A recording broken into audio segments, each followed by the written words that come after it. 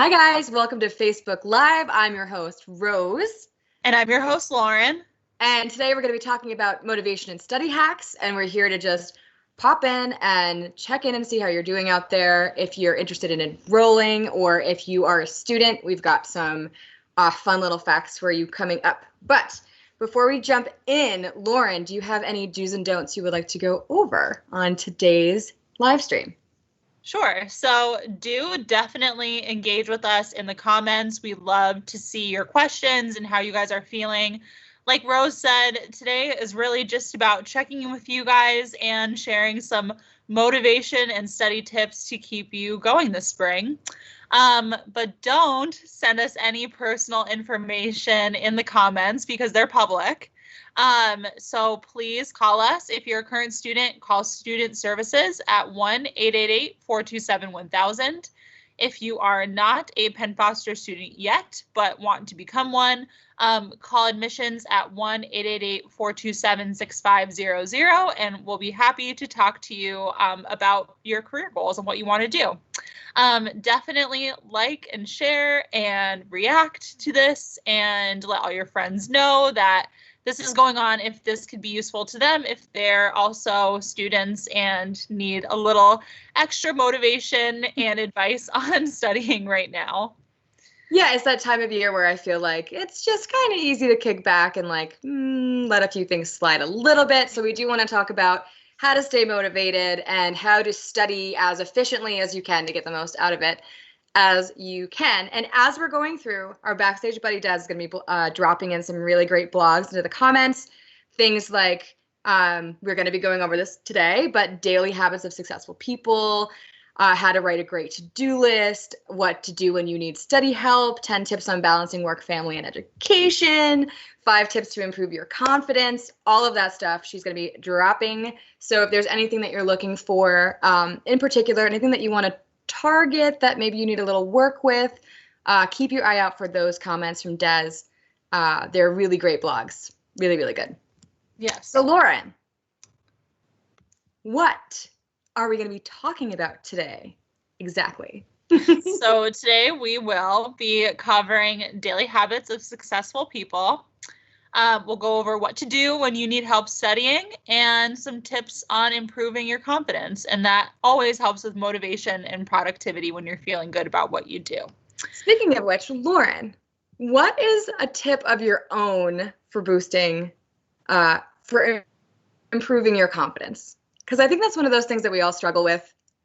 In the comments, if you guys have any tips or any advice on how to boost confidence, it's one of those things I think we can all relate to. We've all had those moments in life where we're just not feeling so sure about ourselves. But it's important, I think, to come up with little tips and tricks because everyone deserves to be confident. Everybody's awesome.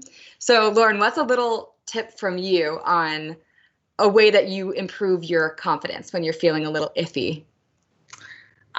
That's a good question. I think for me, it would be to do something that's a little bit outside of my comfort zone.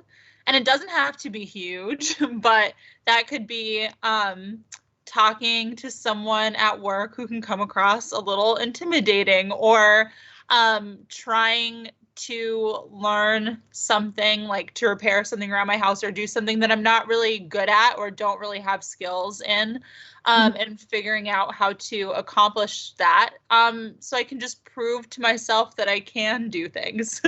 What about you, Rose? Yeah. There's a few things that I do when I'm feeling I don't know if I could do this. One thing is I do consider, depending on what it is, but I consider just basically getting myself together, like a nice healthy breakfast, getting myself showered and dressed and ready, spend a little extra time with my makeup, spend a little extra bit of self-care, kind of boosting my confidence in what I can project outwardly, but also I've noticed that just a walk and going on the treadmill for a couple minutes or taking a walk around the block and just clearing my head makes a huge difference in my confidence. I find it kind of centers me. So I would say more than anything, a confidence boost is just take a 15-minute walk and then see how you feel after that walk. It really does release some endorphins and changes your personality a little bit for the better. Yeah, that's a really good tip. So the first thing we want to talk about is daily habits of successful people. And I think this is an interesting topic because I don't know about you guys out there, but whenever I see any blog that pops up on social or anything that's like, this is what so-and-so Mr. Successful does as a daily routine, I'm like, what is it? What is it? What is it? I want to like tap into whatever that energy streak is that they have to be so successful. So everybody has different ways of doing things, but there are some things that I think are a little bit more tried and true for time management and things within a day. So Lauren, what would you say is a really good daily tip for successful people right off the bat? Definitely getting organized. If you lead a messy schedule or have a messy living environment, other things are going to get messy. Right. So if you want to set yourself up for success and set yourself up to be productive, and you want to be able to focus on the tasks that you have at hand in your to-do list, you need to eliminate the distracting things. And those messes are so distracting. So it's little things like tidy up your work area. Don't just leave like wrappers and empty water bottles or 15 whatever. months. Yeah, all over. That's not going to feel good. Make your bed in the morning. Like doing something as simple as that, I think could really help to make you feel like you have it together a little bit and you're already off to a good start at accomplishing things. So I think it's important to think like that. Also, it helps you save time. If you're in your work area and you're somebody who likes to take notes, having that notebook, having some pens, some highlighters, whatever around you is going to save you time to avoid the distraction of halfway through your study session, you have to find all of these items. So it puts you in a better workflow. Organizing also, I think, like just like carving out some time and saying, this is my time where I'm going to organize this desk. I'm going to clean out this drawer or wherever I study or whatever it is that you're organizing. I feel like that in and of itself is always hard to start. I'm not making it sound like it's fun, but once you're finished, there is something extremely motivating about having that tidy space and getting that little project done. I think it's motivating to like, oh, my study space is nice. I want to sit down and study here. You know what I mean? Like it really does, change your frame of mind a little bit. Yeah, it's inviting. It feels more professional. So I think that's an important use of your time. And then Rose, like you talked about setting aside time for that, but I think setting a schedule in general is really important because you have to organize your time if you want to make sure that you can fit all of your tasks into your day or into your week. So I think the first step with that is like getting realistic about the time that things take. So if you know you work from certain hours, obviously block that off of your schedule. It's done. If you have to like pick up your kids or help them with their homework, block it off your schedule, count it out, but then make sure you do set a specific time every day. And it's helpful if it's the same time every day, whether that be on your lunch break or at night, to spend on your studies so that it is part of your daily routine and you are fitting it in and you know that you will have time because you're actively making the time for it. You don't want studying or you're even, tidying up your space, your chores, your appointments to ever feel like chores or feel rushed. And they're going to feel rushed if you don't make the time that you know that you have to dedicate to those things. So I think that's really important, just to organize your schedule for everything you have going on.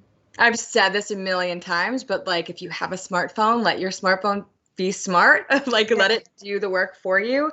Set some alarms, talk to whoever your phone robot is, mine's Siri, but just be like, hey, put in a reminder to study on Wednesday night at 8 p.m. Like quick, could do it in 2 seconds. And it just kind of takes the busy work out of thinking, having to remember things and, your mind has to be in so many places as it is. So kind of delegate that to whatever technology you have around and it makes life a lot easier, I think. 100%. And with that, making a to-do list really helps. So like Rose said, you can do that right on your phone and put your schedule and all the items that you have to do. You know, the formatting just depends on what works for you. It could be a schedule. It could be a checklist that, you know, you have to fit in if you're better at time management. Whatever is going to be helpful for you. But put that into a to-do list. And I think that it could be so motivating when you do have a written to-do list to cross off the things that you've done, because it shows that you are making progress and you are, you know, making moves to achieve that end goal. So that's going to feel really good that you're not just stuck in if you feel like you're ever stuck in a rut, you know you're not, because you can see all the little lines going through these tasks. And that could really help you get in the mindset to keep moving forward. You know, it's funny. These are all the daily habits of successful people, right? So we're talking about creating a to-do list and staying organized on top of, you know, physical things around the house, but also organizing your schedule. And it sounds so simple and like, sort of like, well, duh, of course, those things are habits of successful people. But at the same time, they're like, it's like this foundational thing that if you just let it go for even a day, you'll find out that day just kind of disappears. Like, it's so easy to watch your day totally disappear when you don't have some kind of structure to the day. And I think for a lot of us, we're spending more time at home, and there's this weird blend between maybe work and school and professional life, and it all just feels so not motivating, and time just is like this Bermuda Triangle of like, where did that hour go? Like, so how is true. Night? Like, how did this happen? Or like, it's time for bed. If we don't stay on top of those little things, like creating a to-do list, staying organized, keeping a schedule of some kind of structure, time just kind of goes away. It's just bizarre how that happens. So it is important. It's habits of successful people for a reason. And that brings me to the last thing, which is proper nutrition and sleep and a little bit of exercise. That all really matters. Like I was saying before about taking a walk as a confidence booster, but it's more than that. It does release endorphins. It is good for you. It changes your mood. It kind of gets everything in line a little bit. And you don't want to skimp on good nutrition. You want to feed your brain. Mm-hmm. You need to get some sleep. You got to, you know, keep and make sure that your mood and all of your, you know, the things that keep you running have to be healthy, because from everything else from there, you'll, you know, you don't want to be in a bad mood all the time. That's not motivating. So taking care of yourself is very important, and good nutrition, proper sleep, a couple walks around the block are good for you. And don't forget, good nutrition doesn't mean something restrictive. It means just making sure that you are, you know, getting in some extra vitamins in the day. Like, you know, have an apple or something. There's so many good nutrients in there just to kind of boost your mood. I'm not an apple person at all, but I do know that an apple a day does make a difference. It's just, you know, you're getting some little bit of health in there. So just paying attention to some of the things that you can eat that are higher in nutrition to supplement everything else you're eating. I'm not saying don't enjoy yourself. Just add a little bit of nutrition. And get a good amount of sleep so you don't get cranky or distracted, especially when you're doing something that's not, you know, maybe your favorite activity in the world, like going to work or studying. You want to be focused and motivated and not in a bad mood before you even start. Yeah, sleep is so important. It really sets up your entire next day. If you don't get enough sleep, or you're not getting good quality sleep, if you're looking at your phone all night, or if it's noisy, or there's too much light in the room, or whatever it is, the next day you'll be hungrier, because not getting enough sleep will make you feel snacky because you're feeling depleted. It does ruin your mood, and when your mood's ruined, there goes the day. So true. So a lot of what we just talked about, habits to be successful, those will help you be hopefully successful in school, in your education. But there are times where you might need some study help, and that helps you be successful. It's totally okay to ask for help. We all need to do it for school, work, life advice, whatever. So knowing when you need help is important, and getting that help is important. Rose, what are some tips for when you need steady help? What should you do? Well, I think the first thing that you said is the truest thing ever. Everybody needs help. Everybody asks for help. It's something that we just all do. So there's never any shame in asking for help. And of course, there's plenty of places to find it, especially with study help at Penn Foster. So don't forget, we have a really great student community. You can reach out to other students in the community, find a study buddy. You can even go in there and just, talk about things that you enjoy and make new friends. And even doing that, you can make study buddies from there.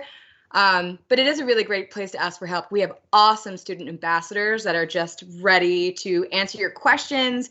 They've been students, they are students, they really know the ins and outs, and they can really, really help. So don't forget about the Penn Foster student community.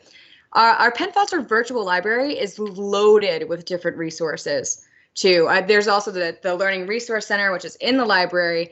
There's a lot of resources in there for different topics. So if you're having trouble with math, you can find these really good resource pages that makes math a little bit easier, that might show you other websites and things where you can get a handle on some tricky concepts, because a lot of people struggle with math, and English is another one that's tricky. So in the Penn Foster Virtual Library, you can find these awesome resources. And also, it's a virtual library, so there's tons of online ebooks and all sorts of information that you can find on there just by browsing. And there's also the Penn Foster Help Center right in your student portal. You can chat with your instructors. You can send an email to student services. You can find help in there, and you can browse FAQs and frequently asked questions are FAQs, but you can browse different topics right from your help center. So it makes life a lot easier as far as studying goes. Your student portal really is packed with resources for you, so you don't have to go looking for help outside of it. It's this all-inclusive kind of experience. So don't forget, there's lots of stuff in there. Just do a little bit of exploring in your student portal, and you'll be surprised what you can find. I think another tip for knowing what to do when you need help is to recognize that you're overwhelmed, and that's why you're asking for help, or something is causing you stress or anxiety. So learning when to say no to things that aren't important, I think also goes with the asking for help, is asking the people in your life to give you a little grace or a little space when you're just feeling like things are too much, things are too tough. If you have something that is being asked of you that is not on the top of your to-do list, maybe it's something you don't really want to do, something you don't have to do, it's not going to really be good for you to do. Take a moment to ask yourself if you can say no, and if you can say no, really consider using that word to the request that's being asked of you.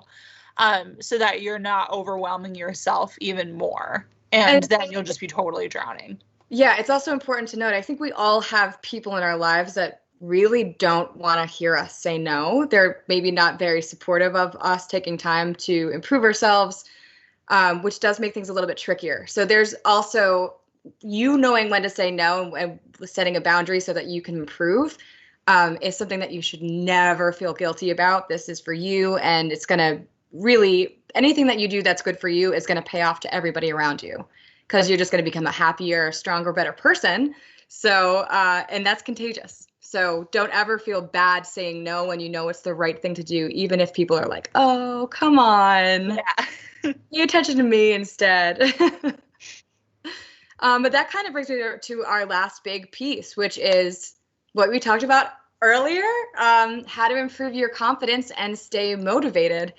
And I think a big thing is, we had kind of touched base on this before, but you were talking about it just now too, with saying like when to say no, and how to set that boundary when you need to, and how to prioritize and do good things for you. I think it's just really, really important for everyone to know, if you're struggling with a subject and you need more time on it, That's okay. You're not going to be 100% good at everything the first time around because that doesn't exist in the world. Nobody has that. And you really, I know it sounds cliche, but you really can do it. If you're having trouble with a difficult concept, like I brought up before, math always is difficult for me. Same. Always. It's just a different language. I don't know what the deal is, but I know that if I just put more effort into it, I'm going to get it eventually. And the good thing about Penn Foster, I think, is also that you can put more effort into a certain area. You don't have those restrictive timelines. So allow yourself to be positive and just keep practicing the one thing you're struggling with until you make it, and you will make it. But you have to keep that mindset. You have to almost trick yourself into believing that you can do it because, and I don't say trick yourself, because what we do is we say we can't do it. So you have to like trick the way your brain works to start working differently because you can actually do it. Yeah, and it's hard to start thinking that way because especially when we're feeling overwhelmed, it's so easy to just say, this is stressful. I don't want to do it. I don't want to think about it. No. But maybe the obvious path forward like isn't working for you. Like if it's math, like maybe the way that you're trying to understand it just isn't making sense. So like instead of saying I can't, use a resource, ask for help, find another way to think about that problem, whatever your problem may be, and find a way to try, or find a way to tell yourself like, I just need to do it a little bit differently this time. And if you start thinking that way, you'll be able to accomplish so much more. I do notice that one thing that I always say is, oh, I'm not good at that. Like, oh, I'm just really not good at that. And that's really, it's not an excuse because we're very plastic. Our brains are very plastic. Our brains want to learn. Some things we've been doing for longer. Maybe we liked drawing as a kid and we really got better at drawing as we've gotten older because it was something that we just liked to do. Kind of just have to recondition your mind a little bit to get better at the things you didn't used to be as naturally or as inclined to be good at when you were younger. But there's that idea in your head like, oh, I wasn't good at this when I was younger, so I'll never be good at it ever, ever, ever. And that's just it's not true. It just takes a little bit of reconditioning. That's really what it is. It's just kind of focusing on a difficult topic until you nail it, and you will. And you bring up a good point, Rose, a way to start recognizing that you can do something is think about something that you couldn't do when you were younger, or you thought you would never be able to do, or you would never be able to overcome, that you have overcome, or that you have been able to do. And think about how good that feels when you can do something that you weren't so sure of. And give yourself like a little mental reward for that, or like an actual reward for that when you do accomplish something that you once really struggled with or thought was impossible. Right. It's proof that you can do it. And it is a mega confidence booster. I know the feeling. It just feels like, oh my gosh, I did that. I'm so proud. And I'm even a little embarrassed. I'm so proud. But it is like this amazing, talk about endorphins.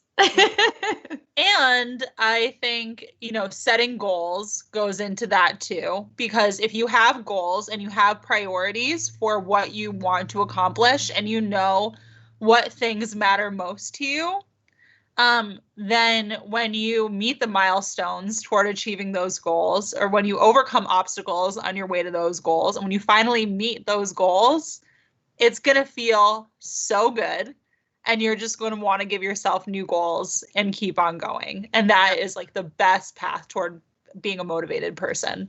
It's true. And your goals do not have to be big. They can be extremely bite-sized. It could be, 5 minutes of studying a day, building it up to 10, building it up to 20 the next week or whatever it is. But don't forget that,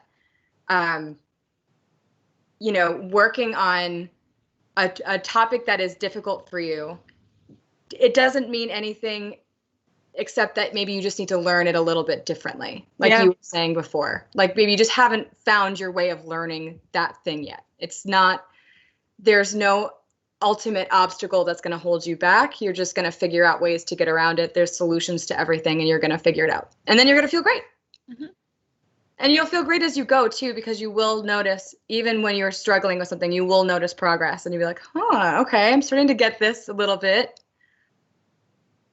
Yeah. Oh, and on that note, I just want to say we might know the person who runs the Penn Foster Instagram account, where we share a lot of people posting about their progression and their graduation and their milestones in their careers. So we might.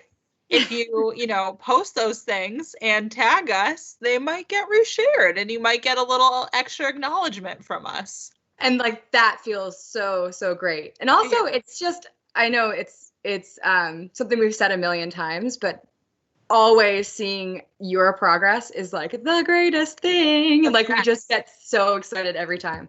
Anytime we see somebody share a diploma, oh my gosh, it's like the most wonderful feeling. And I feel like when you share your good news and we can share that, it motivates other people too. And it's kind of a circle of motivating. It's like revolving motivation. So I think that we covered a lot of great bases today. Don't forget that we have all of those awesome blogs that are in the comments that our Backstage Bud Des dropped in the comments. There's so much fun information in there. A lot of these blogs are just like quick, easy reads. So there's no reason to have to feel like you need to set a bunch of time aside. Just find the one that speaks to you the most and, get rolling and start discovering more ways that you can pick up the habits of a successful person in your daily life. Yeah.